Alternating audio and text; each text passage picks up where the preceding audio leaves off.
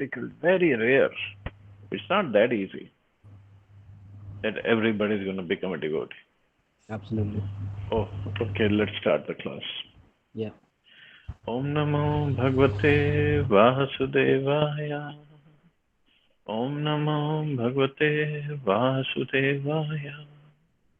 Om Namo Bhagavate Vasudevaya. Narayanam Namaskritya Naram Jaiva Narottamam Devim Saraswatim Vyasam Tato Jayamudire Nashtaprayeshu Bhadreshu Nityam Bhagavata Sevaya Bhagavati Uttam Shloke Bhaktir Bhavati Naistiki. So continuing with the discussion on Srimad Bhagavatam, Canto 4, Chapter 11, Swayambhuva Manu stops Dhruv Maharaj from fighting, text number 21 onwards. So Swayambhuva Manu is giving instructions to Dhruv Maharaj, knowledge to him. Basically, the knowledge that he is giving is we are infinitesimal, God is great, God is infinite, God is the controller of everything, God is the doer of everything, although he personally himself doesn't do it. His energies take care of everything. But he controls everything, and everything, nothing can happen without his sanction. So basically, he was trying to convince Dhruv Maharaj that the Yaksha who killed Uttam was basically sanctioned by the Supreme Lord.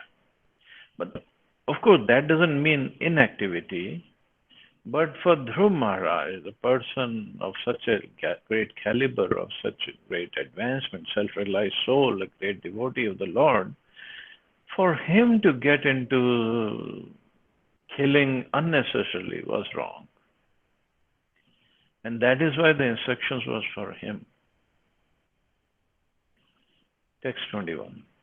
आयुषो अपचयं जन्तोस्तथैवोपचयं Vibhu उभाभ्यां रहितः स्वस्थो दुस्थस्य विदधात्यसो.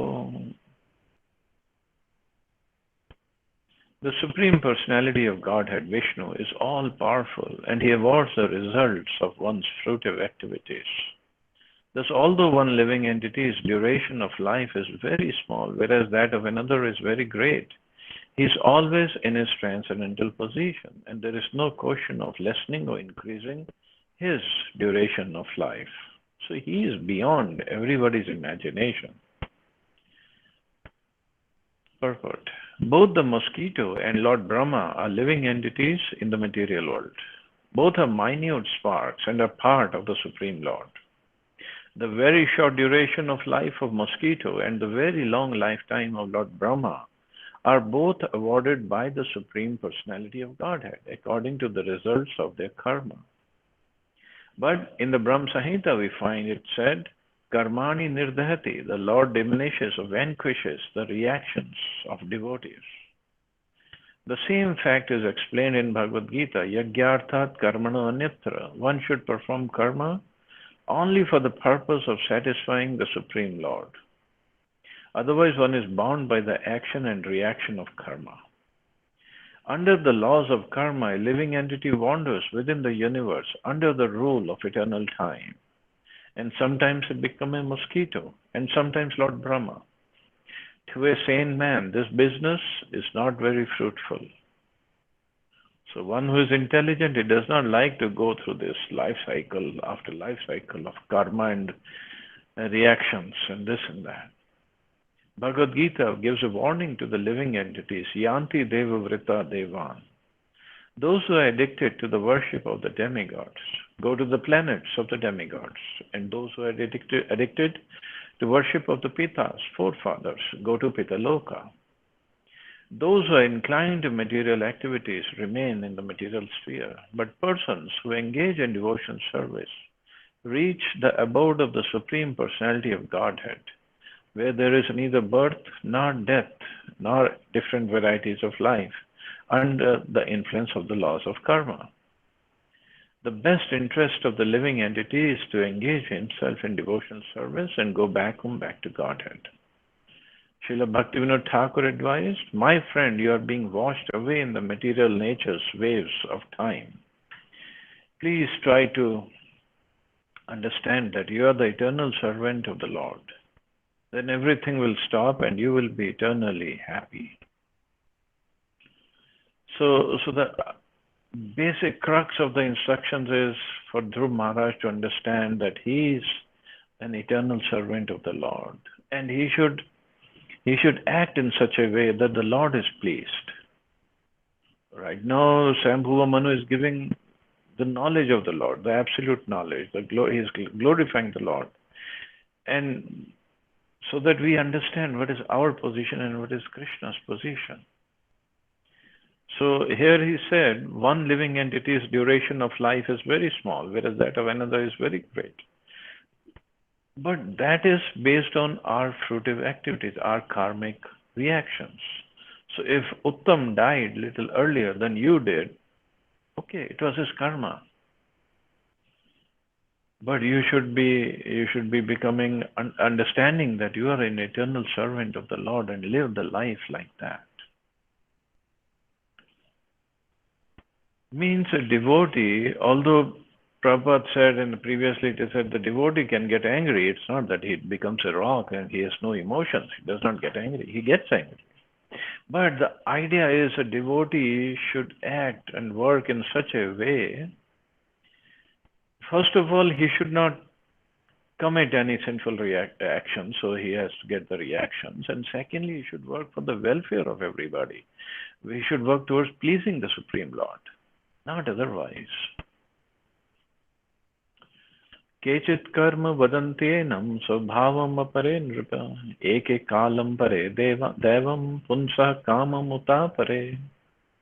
The differentiation among varieties of life and their suffering and enjoyment is explained by some to be the result of karma. Others say it is due to nature, others due to time, others due to fate, and still others say it is due to desire. There are different kinds of philosophers, Mimamsakas, atheists, astronomers, sexualists, and so many other classifications of mental speculators. The real conclusion is that it is our work only that binds us within this material world in different varieties of life. How these varieties have sprung up is explained in the Vedas.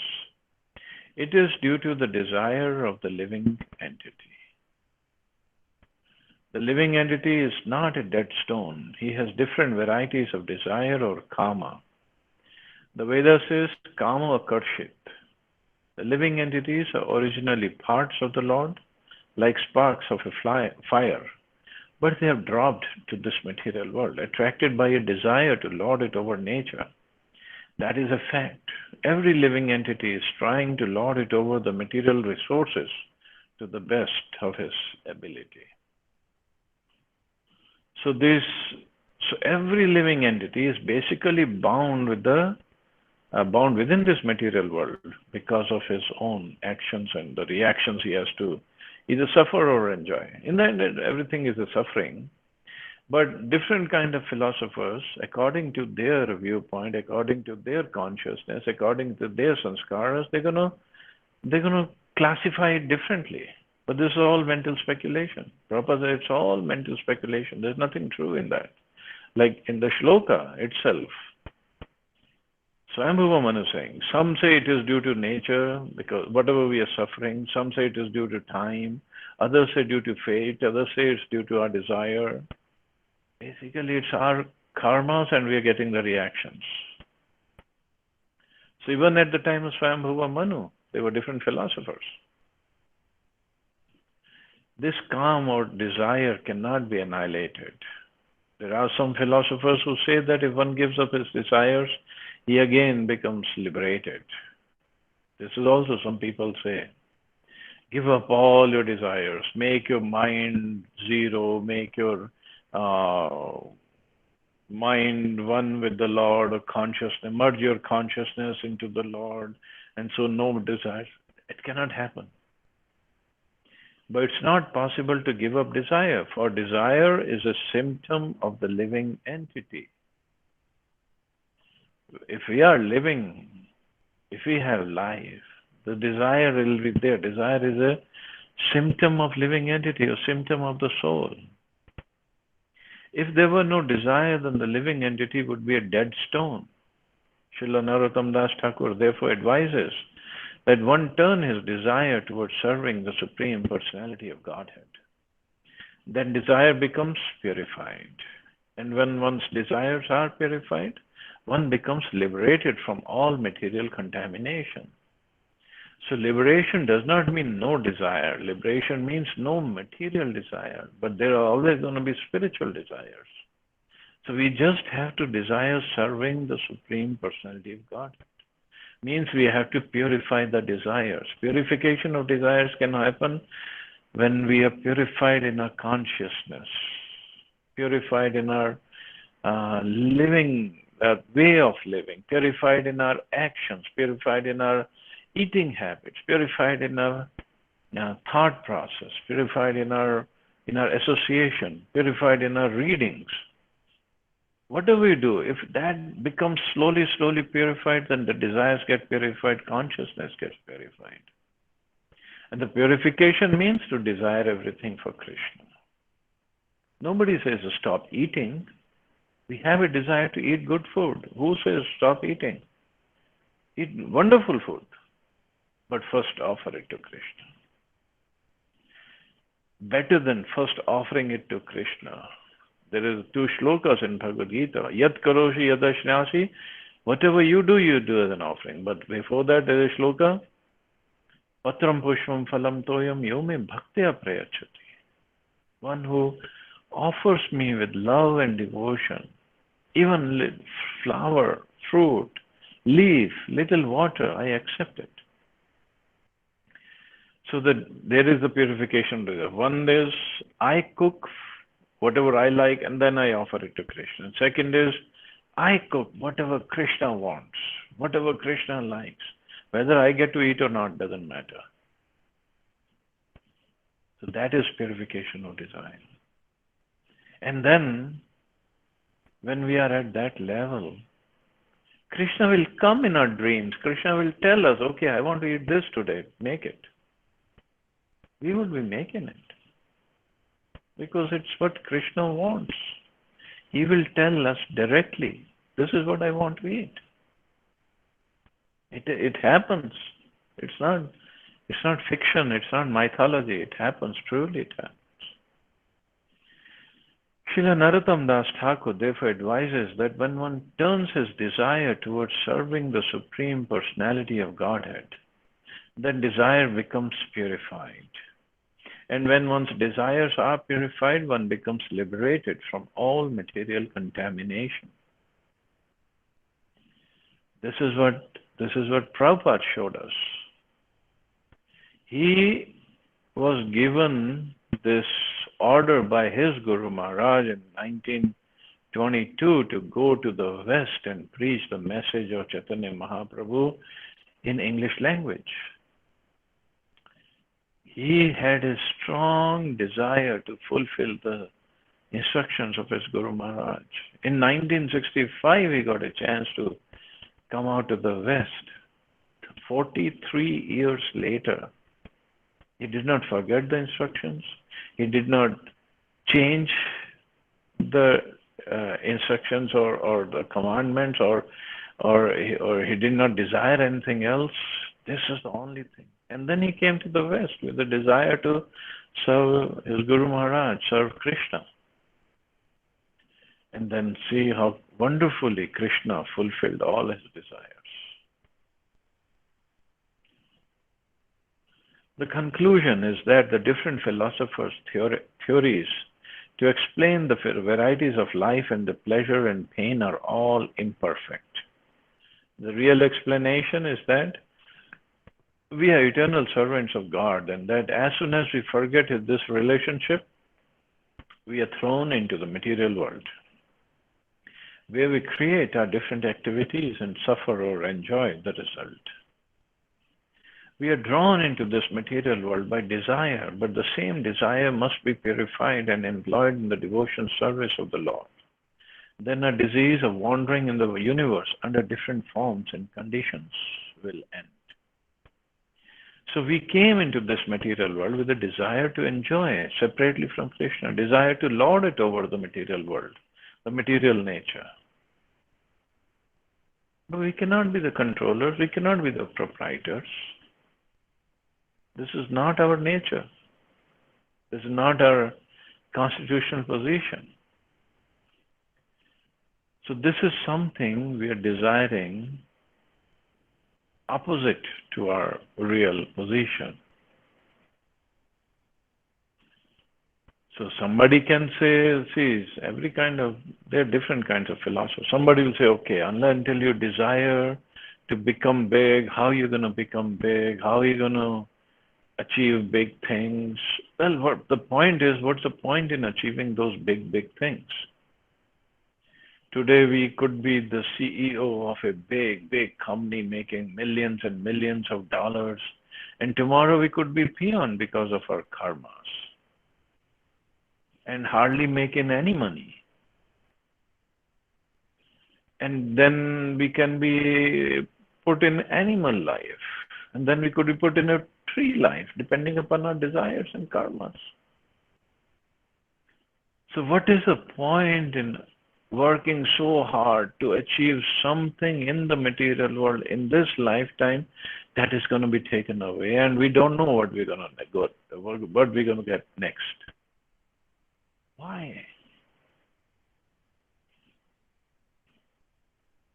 In the corporate world, the whole corporate world, the whole political world, the whole movie industry, sports industry, this industry, they all work on the same premise. Let us work hard and let's make money, let's get lots of name and fame, and then we will enjoy eternally. There's no eternal enjoyment, first of all. And then we work so hard, 12, 14, 16 hours a day for days after day, month after month, year after year, and then we think we're going to enjoy when we get old because I have so much of money. Well, when we get old, we cannot really enjoy because the body and the senses, they don't cooperate anymore. And then we see our kids are enjoying, but they're getting into bad habits, and they're just wasting our money away. So then it's also a problem. So where is the enjoyment? The real pleasure is in devotional service, but this is not what everybody is going to understand.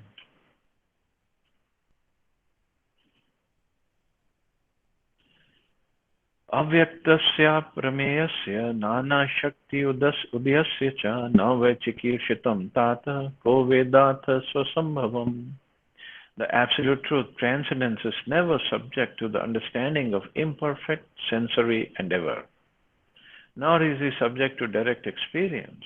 He is a master of varieties of energies, like the full material energy, and no one can understand his plans or actions. Therefore, it should be concluded that although he is the original cause of all causes, no one can know him by mental speculation. The question may be raised, since there are so many varieties of philosophers theorizing in different ways, which of them is correct?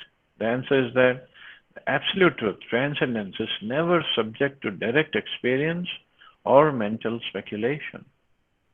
The mental speculator may be called Dr. Frog. The story is that a frog in a 3-foot well wanted to calculate the length and breadth of the Atlantic Ocean on the basis of his knowledge of his own well. But it was an impossible task for Dr. Frog. A person may be a great academician, scholar, or professor, but he cannot speculate and expect to understand the absolute truth, for his senses are limited. The cause of all causes, the absolute truth, can be known from the absolute truth himself, and not by our ascending process to reach him. When the sun is not visible at night, or when it is covered by a cloud in the day, it's not possible to uncover it, either by bodily or mental strength or by scientific instruments. Although the sun is there in the sky, No one can say that he has discovered a torchlight so powerful that if one goes on a roof and focuses the torchlight on the night sky, the sun will then be seen. There is no such torchlight, nor is it possible. So Prabhupada has given two examples of speculators who try to understand the Lord. One is the example of frog, Kupa Manduka, frog in the well. So there was this frog in a well which was 3 foot diameter, and another frog came from Atlantic Ocean, and this frog in the well frog was asking the ocean frog, how big is the ocean? And the ocean frog was explaining, oh, ocean is so huge, such big waves are there, so many fishes and other entities are there in the ocean. And this frog of the well, he was getting a little jealous. He said, oh, how big is the ocean? It is what, 2 times bigger than this well? 3 times bigger than this well? Cannot be more than 5 times bigger than this well. Because his experience is only of that well. He doesn't know anything else. But the frog of the ocean, he knows much more than this well. So the speculators are like that. Who is the Supreme Lord? How can Ram be the Supreme Lord? Where is the proof? Where is the proof that he appeared here at this point only? At this place only? And where is the proof that he is Lord? He is the Supreme, he is Bhagwan. These are all speculations, unnecessary wastage of time and energy and brain power and life itself.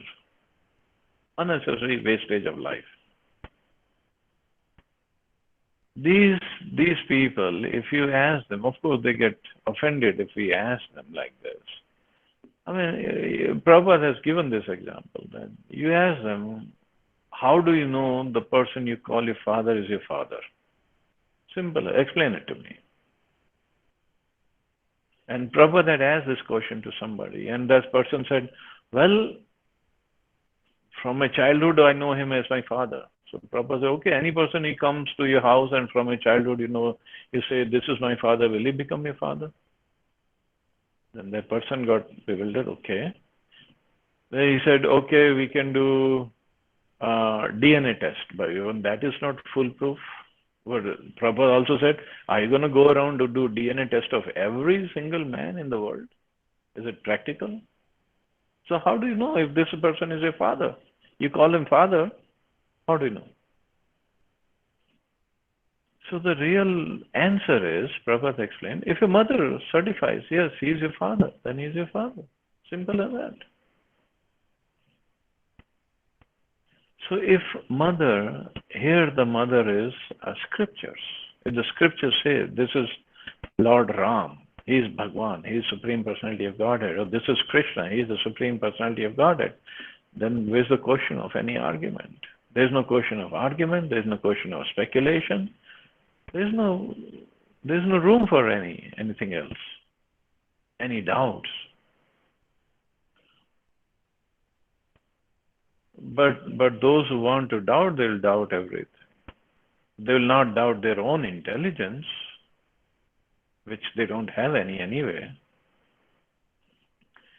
And the second example that here Prabhupada is giving is when sun is not visible, we cannot take a torchlight and go on the roof and say, where is sun? Sun is gone at the end of the day. And he's not your aura carrier. We're gonna find the sun. So by our bodily or mental strength, we cannot find even the basic material principles. So what to speak of the Supreme Lord?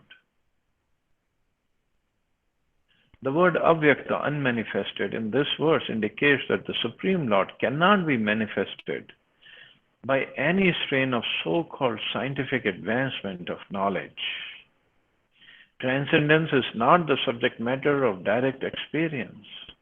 The absolute truth may be known in the same way as a sun covered by a cloud or covered by night. For when the sun rises in the morning in its own way, at its own time, then everyone can see the sun, everyone can see the world, and everyone can see himself. The understanding of self-realization is called Atma Tattva. Unless, however, one comes to this point of understanding Atma Tattva, one remains in the darkness in which he was born. Under the circumstances, no one can understand the plan of the Supreme Personality of Godhead. The Lord is equipped with varieties of energies as stated in Vedic literature. He is equipped with the energy of eternal time. Not only does he have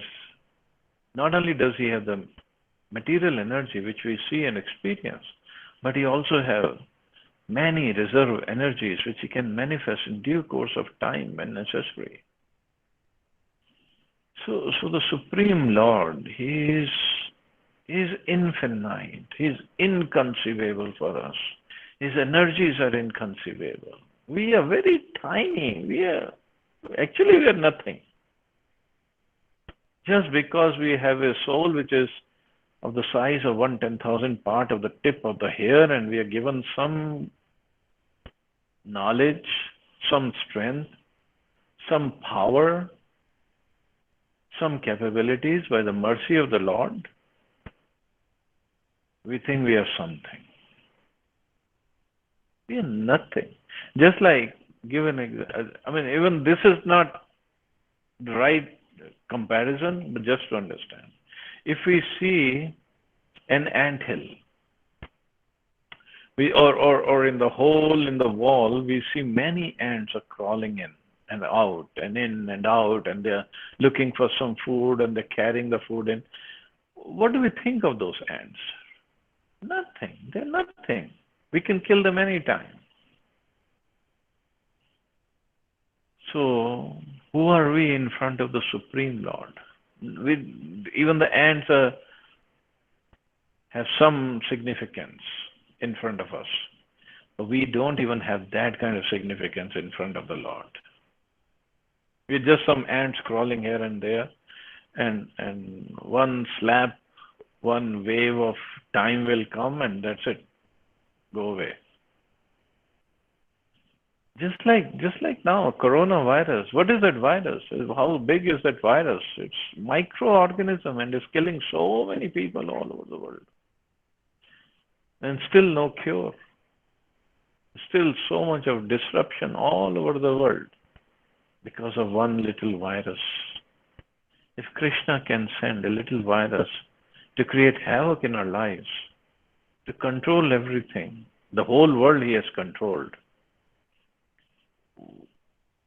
What do we can imagine what he can do if he sends little bigger energy than just a virus? We would be forgetting all our problems, all our differences, all our enmity, and we'll be sitting on our knees and praying to the Lord, "Oh Lord, please forgive me, please forgive me." He's just giving us a chance to understand who we are and who He is, and work in such a way to please Him, work in such a way to serve Him, to surrender to Him. That's all He wants. And that too, because it's for our benefit. It will nothing that He will get benefited from. It's for our benefit. So it's a long paragraph, so I'll not go over it. You can read it. And Prabhupada says towards the end, if any intelligent man wants to know what God is, he should study this transcendental literature under the guidance of a bona fide spiritual master. Then it is very easy to understand Krishna as He is, because Krishna Himself has given these books. Prabhupada said that. Krishna did not inspire Prabhupada. Krishna dictated these books to Prabhupada. And Prabhupada just spoke and recorded it. That's all. So anyway, so we'll stop here. See anybody has any questions or comments?